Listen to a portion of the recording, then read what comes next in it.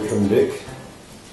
My birthday is November 27th, 1945. And I was born into an immigrant family. I was born in Germany. Prior to emigrating to Canada when I was 5 years old. And when did you come to the Bow Valley, and what other places have you lived? We came to the Bow Valley in 1975, and other than being raised in Coaldale, Alberta, we lived in Calgary as a fresh graduate and young married person, and we lived in Cape Dorset on Baffin Island, as well as Frobisher Bay on Baffin Island, Yellowknife Northwest Territories, and 1 year in Edmonton. And how long have you lived specifically in the MD of Bighorn? And tell us about how you came to live here and what you do. I've lived in the MD of Bighorn since January of 1999. In this location where I live now. Yeah. Okay, and you mentioned you grew up in Coaldale, Alberta. Right. And born in Germany. Can you share some of your own heritage and upbringing with us? Well, I was born into a Mennonite family, and it's very straight-laced and hardworking and responsible kind of a family situation. Although, of course, I had my little moments where I wasn't quite so straight-laced, but the family is quite middle of the road and all good values and farming, and we all helped out on the farm. We do chores before we went to school, and also after we went to school, and after we came back from school. So it was very much a family effort, a family team effort, growing up as a first generation family in Canada. All of my family lives in Alberta. I've got mom and dad are passed away. I've got a brother in Coaldale, a sister in the countryside outside of Lethbridge, 2 brothers in Calgary, and a brother in Lacombe. So you're going, you came to Coaldale you were only 5 years old, 1950? 51. 1951. Yeah. 52. 51 and 52. So that's 60 years of family history in the province of Alberta. That's right, yeah. And how many generations are here now? Well, my parents' generation has passed away, so there's myself, my daughters, and my grandchildren, so it's 3 generations in the Bow Valley. But there have been 4 in Alberta. Yeah. And tell us about the family you raised here with Marilyn. Well, we came to the valley as a young married couple in 75 and had 2 lovely daughters, and they participated fully in the mountain lifestyle. Both were avid skiers and at Sunshine with the Lions Club ski program that was happening out of Canmore. And both grew up loving the outdoors and loving skiing. My eldest daughter, Roberta, was in her early teens, was on the Alberta junior ski team and eventually on the Canadian junior ski team. But she didn't last, she never made it to the senior team. She was an excellent team member, but never brought home the gold. But was really maintained a strong interest that way. And what about your education, and what kind of jobs did you have before coming to the Valley? I have a BA in History and English from the U of A, and a master's degree in social work from the University of Calgary. I spent a total of 4 years in Calgary as a young graduate. Half of that time being a social worker for the provincial government, and the other half of the time getting my master's degree. Then, armed with my master's degree, we headed up north to the Arctic, Baffin Island, and I was the first social worker in Cape Dorset, which was countenancing all kinds of problems because of the move of the Inuit people into settlements, and suddenly they were changed from traveling nomads to traveling nomad groups of 20 or 30 people to settlements of 500 people, and you can imagine that all kinds of adjustments were required in their lifestyle and how they lived, and so they brought in people like me which very ambitiously, I think, and perhaps not all that effectively, but people like me to help them with the white man's system. And also, I took it upon myself to learn their system so that I could fit in. I was learning from them just as much as I was helping them, I always thought. All right. Do you have any particular stories from your time in the Arctic? Well, when you're doing social work, you're dealing with problems and frustrations and challenges that people have. So you're always dealing with kids that have been neglected, or kids that are acting out, or husband-wife issues, or any other myriad of problems that could happen. And so the name they gave you was the Inalurayi, which is Inuktitut, for he who helps the people. Now, what about your career since you've come to the Bow Valley? Can you tell us a bit about that? Yes, we came to the Bow Valley in 1975. We originally found a home in Harvey Heights, actually. I guess that's the MD. It was the ID at that time. It was a rental place, and I was working 4 days a week in Banff and 1 day a week in Canmore as a social services director, preventive social services director. My job was to organize people around social issues and have them address their issues on a self-help basis. One of the earliest and most successful programs that I did in that situation was what I call participatory research approach to organizing senior citizens. Canmore had a lot of retired miners, and they were accustomed through their work career to be union and to work closely with each other and organize around things. But there was a lot of loneliness, and there was a lot of consequent substance abuse and other kinds of problems. And this participatory research project involved the seniors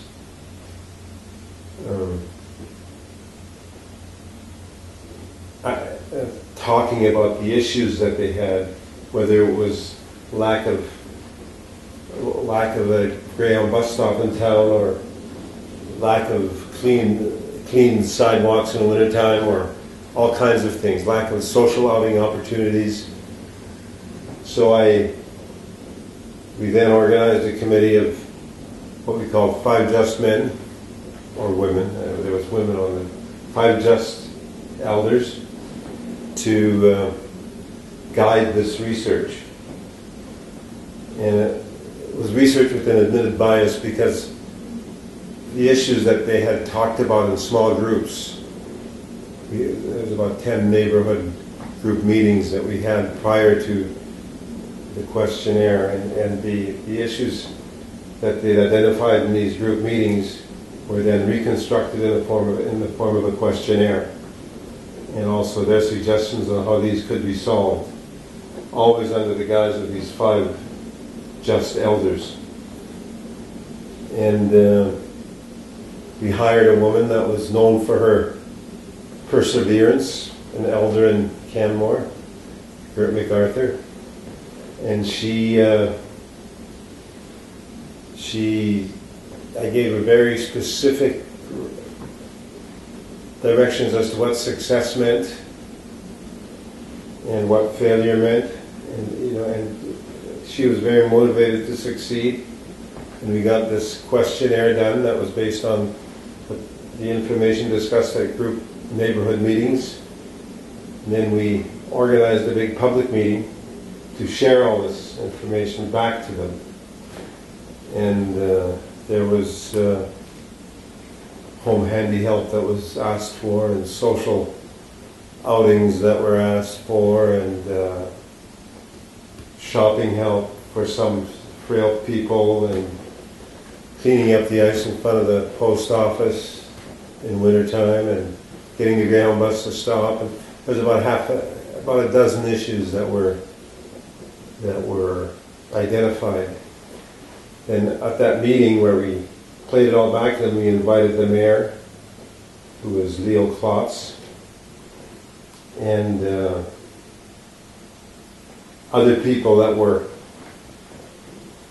that had some connection to possibly solving the problem. We had the RCMP there, and Dorothy Weatherup from the Old Folks Home, and the postmaster, and we then asked these people, could they do something about these problems?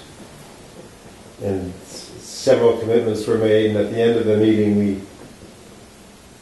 we had a vote to organize a committee of Canmore seniors to oversee the development of these solutions and the maintenance of these solutions that we had. And that organization still exists today as the Canmore Seniors Association. So, wow, so a very successful beginning to your career. Yeah, that was the one, probably the biggest thing. Within a year and a half of organizing them, they opened we managed to build what is now the Senior Drop-In Center in Canmore, the first part of it, along with the library. And that was probably the highlight. We did similar things in Banff, and we also worked with youth and landlord tenants. Landlord, and especially in Banff, tenancy seemed to be an issue. So that's an example of one of my early experiences in Canada. And then I believe it was shortly after that you came to work for the ID number 5? ID number 8. 8, sorry. Yeah. Well, that one out, eh? I got to. Lorraine Fraser plays a bit of a role there. We had social services going quite well in Canmore and Banff. The whole thing was an experiment. I was told if it wasn't going to work, they wouldn't continue with the social services program. And so, but it worked quite well, and then we wanted to expand it to include Exshaw. And so we asked for a meeting with the ID number 8 Advisory Council. Harold Glidden was the manager at the time, and Lorraine was a new member of the ID Council, and who else was on there?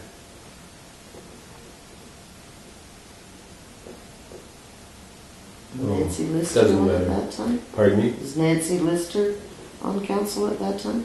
Yeah, I think Rick Lister was on the hospital board. Ken Lister. Yeah, but anyway, we had the board, and they agreed to have FCSS expanded into Bighorn, and I think it still has got some programs running in Bighorn. So that was my first knowledge of how Exshaw fits into the equation in the valley government-wise. And then we Banff wanted to have me work 100% for Banff. And they offered us a home in Valley View, behind the Kremlin, behind the government buildings. Mm-hmm. And we accepted it, but I was being enticed back up north. I received a phone call to apply for a senior development advisory position in Yellowknife, and it was really painful for me to see the disassembling of the social services system that we put together. That included Banff, Exonel, and Canmore. And now for it to be just Banff seemed to be, well, I didn't feel good about it. So I quit. And I went back up to Yellowknife and that was right after we opened the hall that we built, the Senior Citizens Hall. I wound up moving to Yellowknife with lock, stock, and barrel, the kids, middle of January, and a convoy, an old police car, and a Datsun half-ton. And we moved to Yellowknife, and I hated the job. And came back to Canmore. We loved it. We loved it in the valley. And I came back to Canmore to work as ID manager. Harold Glidden had resigned. I think he was pensioned off, and I won the competition as manager. And got to know all of the council very well, the advisory council, but especially Lorraine Fraser. She took quite an interest in a story that needs to be told about Exshaw. Is that at the time that the plant, the cement plant, grew, it had a major growth burst. It did so at the expense of Exshaw, because the main street of Exshaw and the Portland Hotel and various houses were moved out of Exshaw, and people were wondering whether Exshaw would continue. And in fact, there's a planning agency that I didn't know about at the time, but that I learned about very quickly, called the Calgary Regional Planning Commission. And they did a lot of planning for, not only for Calgary, but for the entire region. So they did planning for Canmore and the Improvement District number 8. And their edict, their policy position was that Exshaw would disappear. And that because it had been essentially gutted by the expansion of the plant, and there was a lot of old folks there that eventually would fade away, and then everybody would live in Canmore. And I think that was the root of some friction between Canmore and the Improvement District. And Lorraine very quickly made it clear to me that she was going to try to make sure that Exshaw didn't fade. And so I had discussions with people in Edmonton, and arguments about Exshaw fading had to do with, well, they don't have a sewer system. They live on leased land. They're squatters. They don't. A lot of them. They don't have any real rights to the land. They just sort of happen there. And those are the two big ones. And the houses that are built, like in Little Italy, have little iggly-piggly streets that were like 6 feet wide, probably like they were in Italy at one time. And some people had a house here and then a garden way over there somewhere else, and some people just expanded into the bush and got more and more land, which really wasn't theirs in the first place. And so it was all felt from the policy point of view that extra would disappear, but certainly not from the extra advisory from the ID advisory council point of view. In fact, one thing that Lorraine did think of was that if extra was going to disappear, then it's not going to disappear, we're going to put it somewhere else. And she was thinking of the base of Yamnuska, where there's some pretty lakes, and actually very nice spots. She took me over there and showed me the spots. And I had some discussions with our people in Edmonton. As an ID manager, it should be clear that I'm a provincial employee working for the Minister of Municipal Affairs, and the Minister of Municipal Affairs is the mayor and council of the improvement district, but he governs and he exercises his administration through me, through the improvement district manager, but I have to keep an advisory council happy. So I have to work to make the minister happy and keep both the minister and the advisory council happy. So I have to communicate effectively with both and make sure that the minister knows what concerns the ID has and that the ID knows what concerns the minister has. So with that juggling act, we gradually began to address the issues that Canmore, that Extra had. And the first thing we did was if they needed sewer, you had to make sure that sewage systems were done according to standards, and that that the people were able to pay for the sewer that they had, and to pay for it, they would have to own the land. And if Extra wanted to continue to grow, then it would have to have ways of having every person be able to own his land. So I convinced, and Lorraine deserves a lot of the credit for this, because I was just a young guy trying to keep a job. But she had some of these visionary things, and I did a lot of the legwork. And so I had convinced our assistant deputy minister to consider a replanning of Extra, especially the parts that were squatters.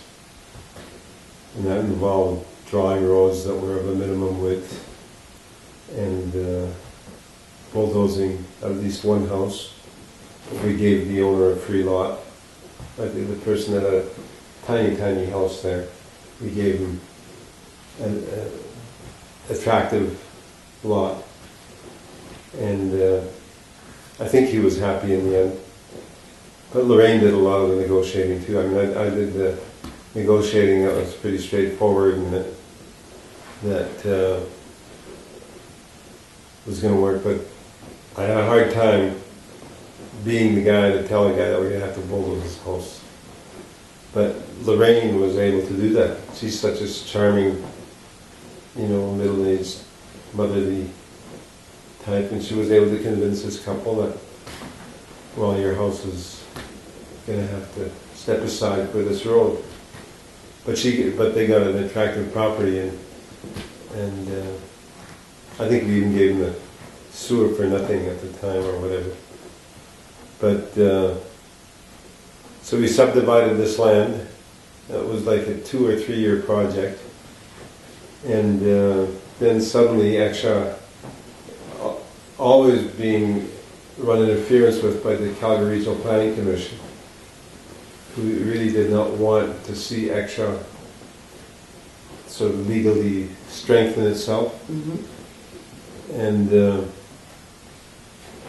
Canmore, I'm not sure exactly where Canmore stood, but I know there's always a source of friction between Canmore and Extra at that time. I don't necessarily think it's there now, or it shouldn't be.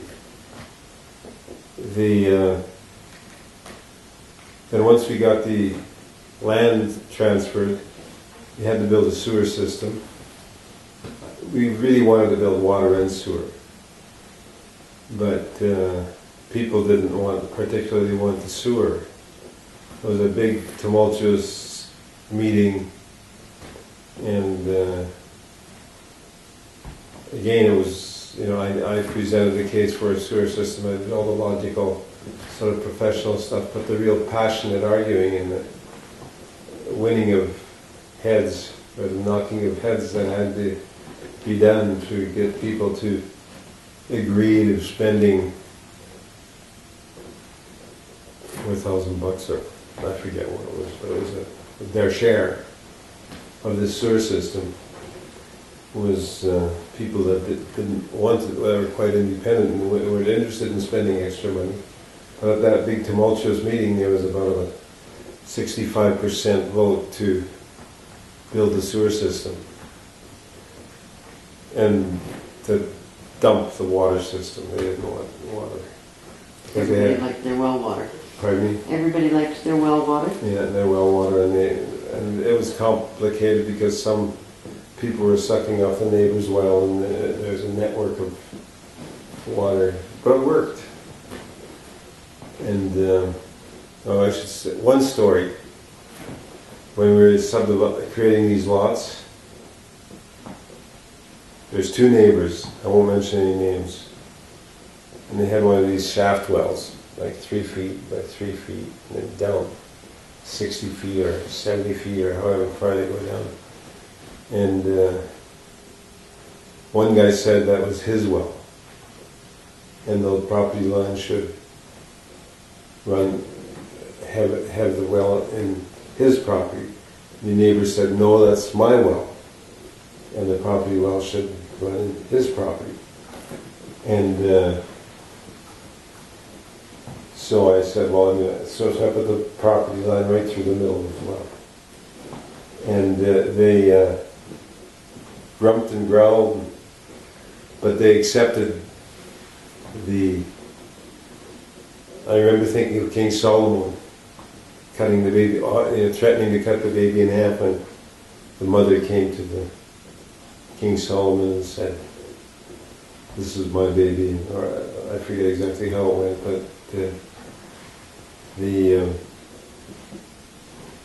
that story was one of the little bumps along the road. And when the whole thing was done, the other thing was the school. The school was also a squatter. I don't know about the church, but the school was, and so we had to also draw lines around the school and survey the school. And Bill Dodge was the chairman of the school board, and he was also the head guy for Steel Brothers. And at that time, the school board was only Exxon. Yeah, it was only Exxon. And he didn't believe that we were going to get this land for the school. And it really wasn't me so much, because there was the deputy minister in Edmonton, the assistant deputy minister in Edmonton, he said to his technical people, you do whatever you need to do to make sure that this works. This is a little bit of a risky thing, and you give Bert all the support he needs to make sure that he's got all the resources at Edmonton at his beck and call to. So don't be running any red tape or any interference on this project. I got really good support from the assistant deputy minister, and Lorraine was she had that whole half of Edmonton eating out of her hands anyway. And so that was all quite successful. And then while all this was happening, the provincial government, the Department of Municipal Affairs, had a general policy that municipal improvement districts should incorporate, where possible, they should become municipal districts if they were populated enough and wealthy enough to be able to run their own show. And so I saw that as a challenge, because it reminded me of organizing the seniors in Banff or in Canmore, and I'd done similar things with the Inuit people up north. And so I thought, I can do this, it's community organizing, and and getting stuff happening. And they didn't mean ID number 8. They wanted us. They thought that this was such a sensitive area and so unique because it's kind of like the mountains and the gateway to Banff and the big cement plants that paid huge taxes. And they also paid what was called an industrial tax transfer to Canmore. So because people lived in Canmore and worked in the plant, there was some grant given to this was not by, we didn't have any choice in the matter. It was law that you had to throw some grant where the employees came from. They had a policy across the province that they wanted to create MDs. And when I started doing that, they suddenly started putting on the brakes. And the deputy minister said, Bighorn or ID number 8 will not be incorporated in this century. That was Archie Grover. He said this will not happen because we need to be able to control this area from Edmonton. And I mean, I don't know if those were the exact words that he said or not, but that's the feeling that I got. But it did happen, and you played a very large role in that. And I played a role in that, and Lorraine Fraser played a big role in that, and the Improvement District Advisory Council played a big role in that.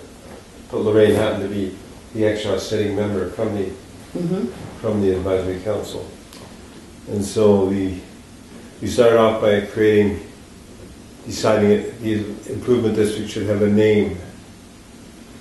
They said the Improvement District of Bow River and the Improvement District of Rocky Mountain or something like that.